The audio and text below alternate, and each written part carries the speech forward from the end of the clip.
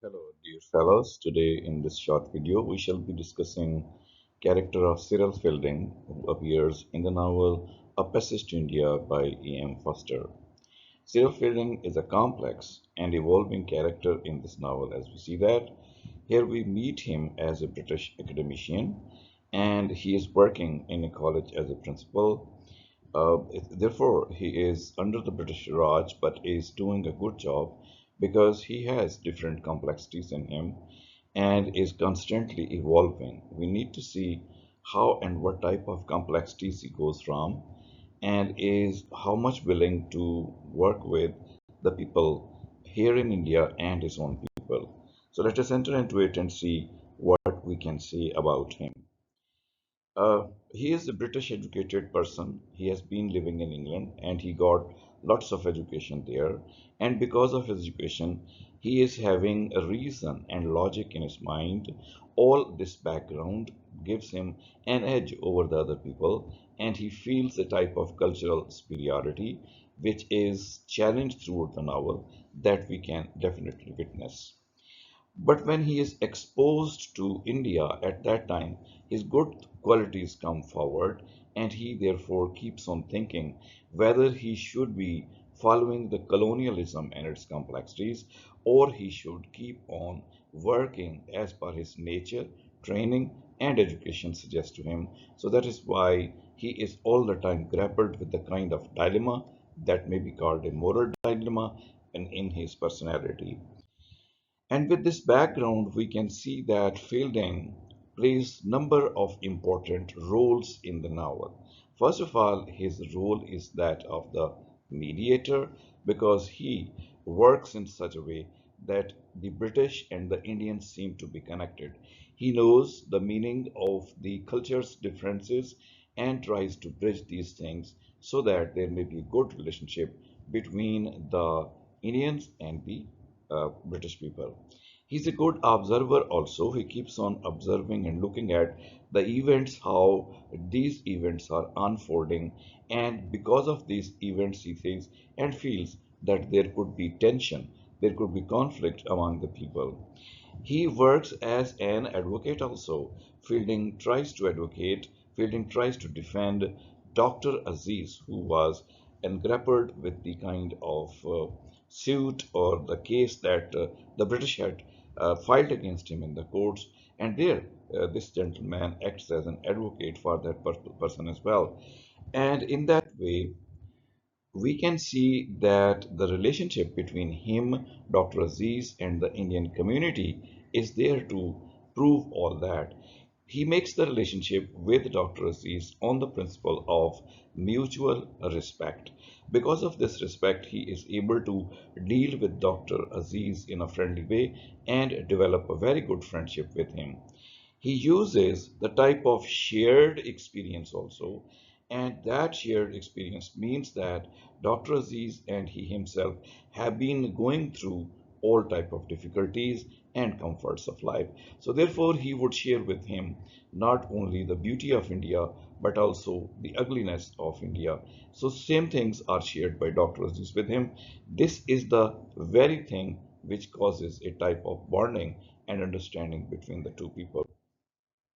We can say that he's got his unique perspective on the British colonialism because, first of all, when he comes to India, he accepts this British colonialism, whatever the order of the age was. He was not bothering about that, he simply accepted it. But then he had a type of experience, that experience which was growing with the passage of time. He thought that the Indians were being treated in that way which should not have been treated. So he begins to question because of the awareness he achieves through all these experiences. With the passage of time, he becomes a critical examiner of the British behavior towards Indians, and therefore the colonial practices which he had started to like in the beginning, he begins to question these colonial practices. And therefore, he suffers from a lot of conflicts from inside. For example, his conflicts are based on the internal struggle and his moral dilemma and his personal growth. For example, what he feels like, He feels that he is belonging to the British culture and he was not taking care of that culture. He was not behaving in the way as he should have behaved as his other fellows do so. So that is why he feels the type of moral dilemma also whether he should show loyalty to his own people or he should be taking care of the Indians. But with the passage of time, as the novel proceeds and it reaches the second part, he 100% understands that it is the British colonialism which is responsible for that. So we can say that the personal growth takes place. That personal growth is on the basis of just one thing that he was a good human and he wanted to be good to the other humans without thinking who they were. He was equally good to the British and he was equally good to the Indians. So now, because of this track of his personality, he becomes a type of symbol. For example, first of all, he becomes a bridge between the two cultures.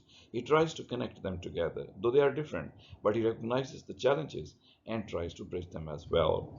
He becomes also a person who is believing in fair justice. For example, when Aziz was under the problem, at that time he didn't support his community, he supported Dr. Aziz because he thought that he was innocent.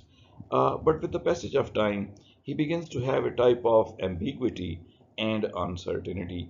This ambiguity and uncertainty is created because he was having the type of intellectual mind, and that intellectual mind was not ready to accept the atrocities or the problems which most of the Indians were suffering at the hand of the British people under the guise of colonialism. So that is why, up to some extent, it becomes ambiguous, it becomes uncertain also.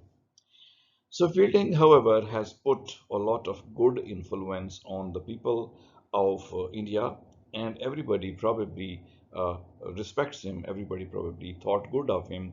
He proved himself to be a good human being. So we can say that Fielding's character is the character which makes us realize up to what extent a man can be culturally sensitive, a man can be understanding the other people. That is what we come to know, and we think that there are good things done by him. He's the one who challenges other things along with other things. He challenges all that and feels that the challenge should be a type of challenge where the people must accept that he is doing good thing. He struggles a lot to give the empathy and the sympathy for the people, but most of the time he fails. There is something which is called prejudice, and that prejudice is the thing which prompts and stops his way from doing so. So, therefore, the things which could happen fast and good in order to find out some identity for the Indians, and in contrast to that identity for the British, separately or combined, would definitely result one day into something extraordinarily good. So here we stop today.